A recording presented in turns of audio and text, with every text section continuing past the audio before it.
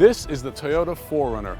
It's the all-new 4Runner 2011, and it's a model that's been around for over 30 years. Now, Toyota stayed true to its form. When it first arrived, way back when, guess what? It was an SUV, a mid-size SUV, and it still is. It's a true four-wheel drive. It's not just some all-wheel drive crossover. This is a true four-wheel drive. This has tremendous capabilities. There are 3 trim levels for the new 4Runner. The base SR5, the Trail, and the Limited. The Limited's the top of the line. Now, they started around $28,000, but you can easily get up to $45,000 with a four-wheel drive Limited with all the bells and whistles. One thing about this car that we really liked is the turning radius. We had a much smaller GMC Terrain just last week, and that car had a terrible turning radius. And really, when you're just trying to get into little parking spots, it's something you really notice. May not be something you would notice on a test drive, but you'll keep this car for a week driving around, and you definitely see that. And it's something that's very, very important, especially if you're driving around the city. So what you're looking at here is the SR5, which is kind of like the middle of the road model.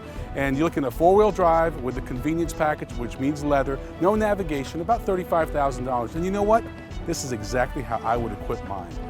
A great four-wheel drive system, one of the legendary four-wheel drive systems with more capabilities than you'll ever use. But it's nice to have. You know, one of the signature features of every 4Runner has been this rear window. It's really the only SUV that still does this. And you know what? It's kind of cool. It's nice to get that extra breeze. Dogs love it when they're in the back here, and it's great. Toyota has done it. Everyone else has gone away from this because why? It's too damn expensive. Not Toyota. They said, you know what? We're going to keep some things. Now, from a styling standpoint, I think they've really borrowed a lot, maybe a little too much from the FJ Cruiser. That's not necessarily a bad thing, but a lot of bulging lights, the back, the front, very reminiscent of the FJ Cruiser. Also, if you look at the nose of the car, it's really kind of chopped off, very, very bulging and very masculine. And that's okay because that's what a true SUV should be.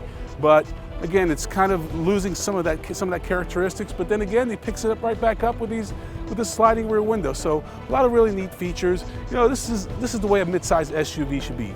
No third row in this model right here because you know what? You don't need it. This is just a great 5-passenger SUV. This is for people who really need an SUV, not a crossover, not a wagon, but a true SUV. This has it, Toyota has it, go out and get one.